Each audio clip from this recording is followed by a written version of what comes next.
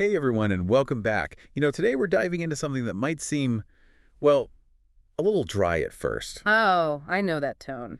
What are you about to make sound way more fun than it actually is? Strategic planning.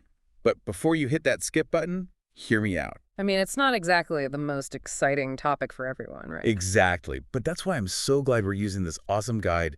Strategic planning process, path to business growth. It's like the ultimate cheat sheet. Well, from World Insider 2024, I was just reading that. It's packed with good stuff. Yes. And it just came out, so it's totally up to date for anyone, trying to crush it in 2024. Okay, get And this?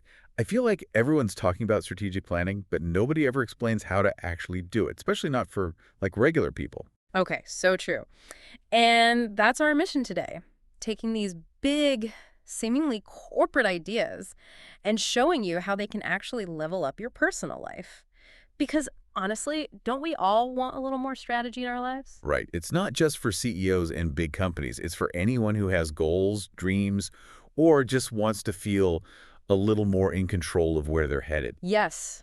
It's like that feeling when you actually plan a vacation instead of just winging it. Oh, I'm all about a good plan, especially when it comes to travel. Right. Suddenly you're not as stressed, you're actually enjoying the experience, and you might even find some hidden gems along the way because you did your research. That's the power of a good strategy. It's about working smarter, not harder, which, let's face it, is something we could all use a little more of these days. Amen to that. And this guide, it really emphasizes how having a plan helps you prioritize your efforts and make the absolute most of your time and energy, which, let's be honest, are precious resources. So true. Time is something you can never get back, so investing a little bit upfront in planning can pay off big time in the long run. Right. It's like that saying, failing to plan is planning to fail. Okay, so I did a little digging into some stats from this World Insider Guide, and let me tell you, they're pretty convincing. Companies that actually use strategic planning, they're seeing a growth rate of 12.5%. Okay, that's significant growth. What about the companies that don't? Those who are just like winging it, they're only seeing around 5.2% growth. Wow, so it's more than double the growth just by having a plan. hmm It's a pretty compelling evidence right there. Right, and that extra growth, that could be the difference between achieving your goals or just kind of staying stuck. It's about having the resources, the time, the energy to actually pursue what matters to you. Okay, so you've convinced me I'm ready to get strategic, but where do we even begin? Well, lucky for us, this guide breaks down the entire strategic planning process into 5 clear stages. Don't worry, we're not going full-on business school lecture here. Okay, good, because I think my brain would explode. We're your guides, not your professors. So think of these stages as like mile markers on your journey to success. They help you stay on track and make sure you're heading in the right direction. I like it. So stage one, preparation and assessment. What does that even mean? It's like laying the foundation for a house. You wouldn't just start building without a blueprint. That's a recipe for disaster. Exactly. So this first stage is all about gathering information, understanding your current situation, and figuring out where you want to go. So like if we're sticking with that vacation analogy, this is where you'd figure out what kind of trip you want to take, right? Like, are we talking relaxing on a beach, exploring a new city, or backpacking through the mountains? Exactly. It's about figuring out your travel style, your budget, and what you want to get out of the experience. And it's the same with strategic planning for your life. Okay, I'm starting to see the connection here. So preparation and assessment, it's all about getting clear on our starting point and our desired destination. What's next? Once you've done your homework and you've got a good understanding of the lay of the land, it's time for stage 2, strategy formulation. Ooh, sounds official. This is where you get to dream big and start mapping out your route. Remember, this is your journey. So what are your must-sees? What are your non-negotiables? So going back to our vacation example, this is where we'd nail down our itinerary, right? Like choosing which islands to visit, booking those must-do activities, maybe even snagging reservations at that restaurant you've been dying to try. Exactly. It's about turning those big, exciting goals into a concrete plan of action. All right, so we've got our roadmap, those 5 stages of strategic planning. But now let's talk about the terrain we're navigating, especially in a year like 2024. Because it's not exactly smooth sailing out there. Not at all. This World Insider Guide, it does a fantastic job of highlighting these major trends that are kind of shaking things up for everyone. It's like every day there's a new headline about AI or some cybersecurity threat or the fact that, like, everything is digital now. It's a lot to keep up with. Oh, absolutely. Yeah. It can feel overwhelming, for sure. But that's why, instead of getting bogged down by it all, let's break it down, see how these trends can actually work in our favor. Okay, I like that perspective. So let's start with the big one, AI, artificial intelligence. It's kind of hard to escape those two letters these days. Right. AI is everywhere. It's everywhere. So should we be scared? I mean, is it going to take over the world? I get asked that a lot, and this guide actually addresses it head on. It's not about AI taking over. It's about AI empowering us. It's about using technology to make smarter decisions, work more efficiently, and maybe even have a little more fun along the way. Okay, so less Terminator, more like helpful sidekick. Exactly. Think of it as having a super-powered research assistant or a personal data analyst. Okay, I can get used to that. But seriously, how can we actually use AI to our advantage without, like, needing a degree in computer science? Well, let's say you're thinking about making a career change, but you're feeling kind of stuck. There are AI platforms now that can actually analyze your skills and experience and then scan, like thousands of job postings, to find the perfect match. Whoa, so instead of spending hours scrolling through endless job boards, AI can do the heavy lifting for me. Exactly. And it can even give you insights into which companies are most likely to hire you based on your profile. Okay, I am officially intrigued. But AI aside, let's talk about another big one, cybersecurity.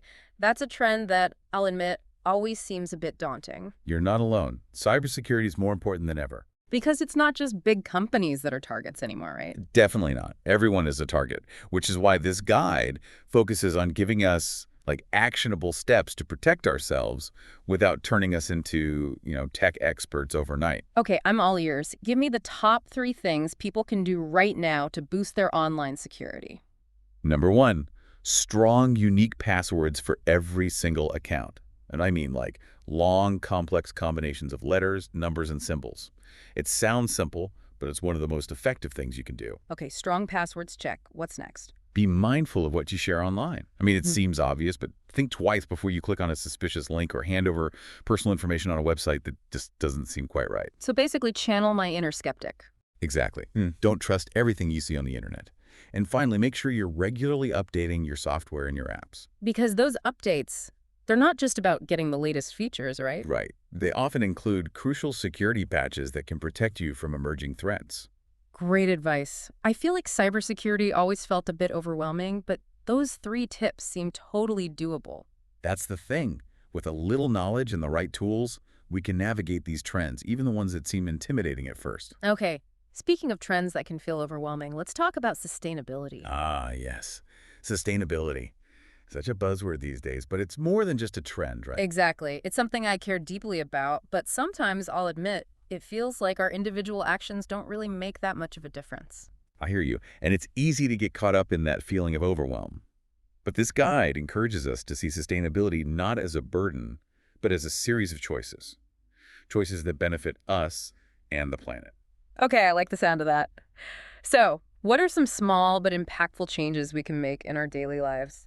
It can be as simple as, swapping single-use plastic water bottles for a reusable one, or opting for reusable bags at the grocery store, or even just being more mindful of our energy consumption at home, turning off the lights when we leave a room, little things like that.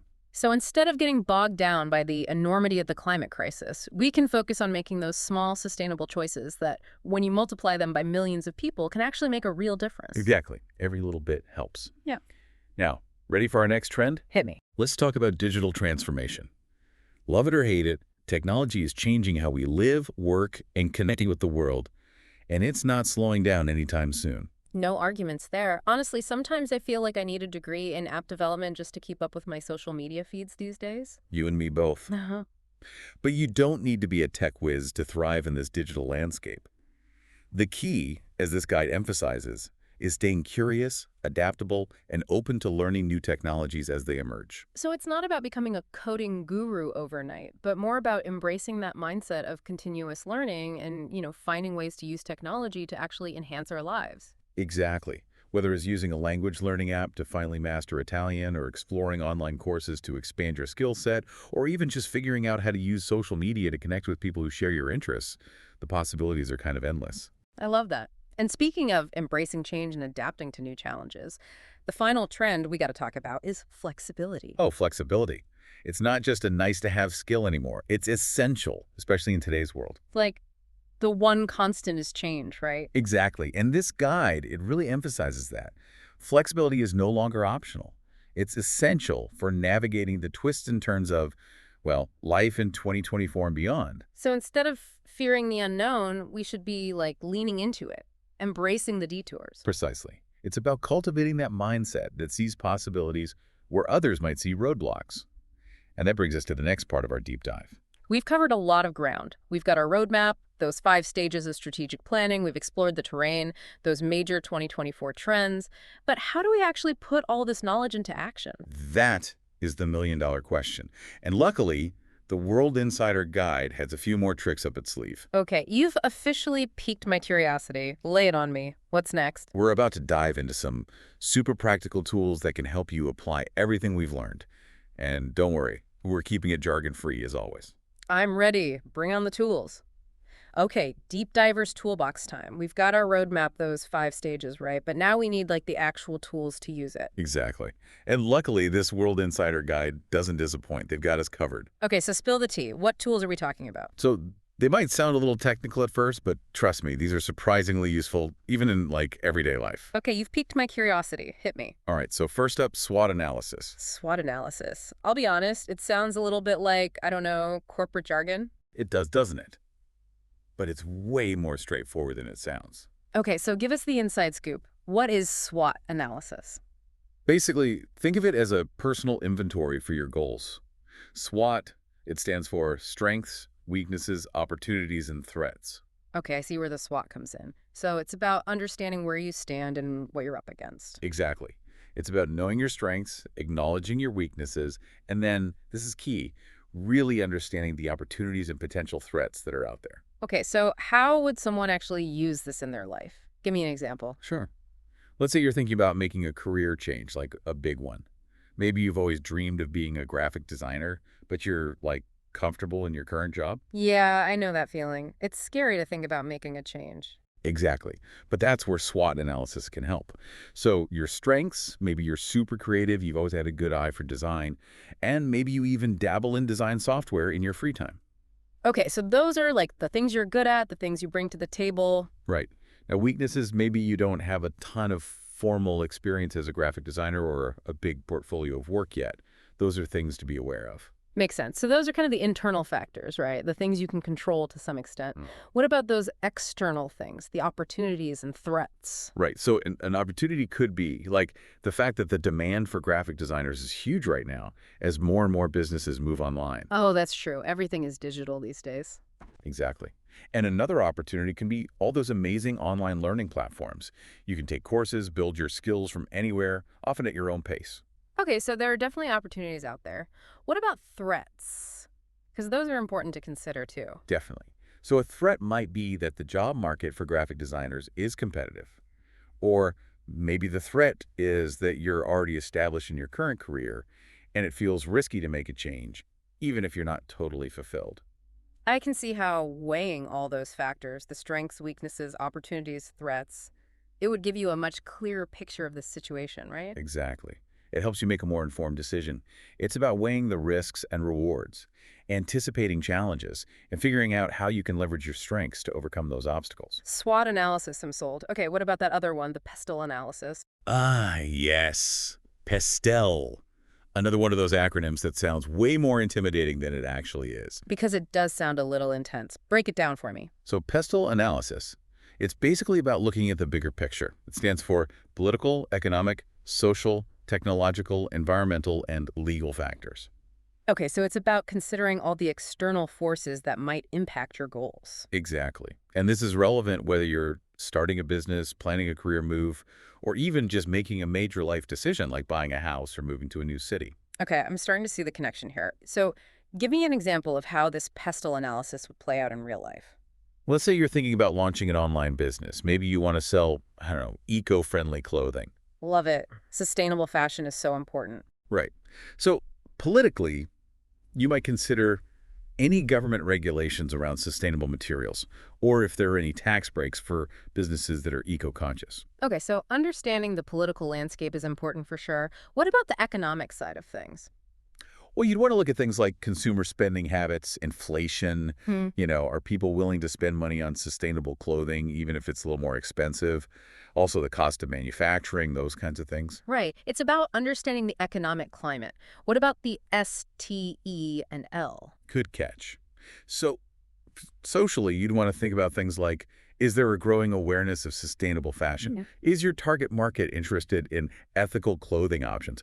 Those are important considerations. Definitely. And technologically. Technologically, you'd want to be savvy about things like the best e-commerce platforms, social media marketing. How are other sustainable clothing brands reaching their customers? Okay, so a lot of research involved, but super important research. Exactly. Now, environmentally, well, this one's huge for a sustainable business. Yeah. You'd want to make sure your supply chain is as eco-friendly as possible, that you're minimizing your environmental impact every step of the way. Right. Walking the walk, not just talking the talk. Exactly. And finally, legally, you'd want to be aware of all the regulations around online businesses, things like data privacy laws, intellectual property rights, making sure you're covered on all fronts. Wow, okay, that's a lot to consider, but it also really highlights how interconnected everything is. Like, it's not enough to just have a great product. You need to be aware of all these external factors that can influence your success. Exactly. And that's where pestle analysis can be so helpful. It's like having a crystal ball, but instead of predicting the future, it's more about being prepared for it. Pestle analysis. I'm adding it to my strategic toolkit. Wow, we covered a lot of ground today. SWOT analysis, pestle analysis, those 5 stages of strategic planning, not to mention all those 2024 trends. I feel like I need a nap and a spreadsheet. You and me both. Yeah. But hey, knowledge is power, right? Absolutely. So, deep divers, I hope you're feeling as empowered as I am right now. We've given you the tools, the insights to really take control of your future, whether it's in your career, your personal life, or just navigating this crazy world we live in. It's about being intentional, having a plan, and remembering that you are in the driver's seat. I love that. So go forth, be strategic, and crush your goals. Until next time, deep divers, happy strategizing.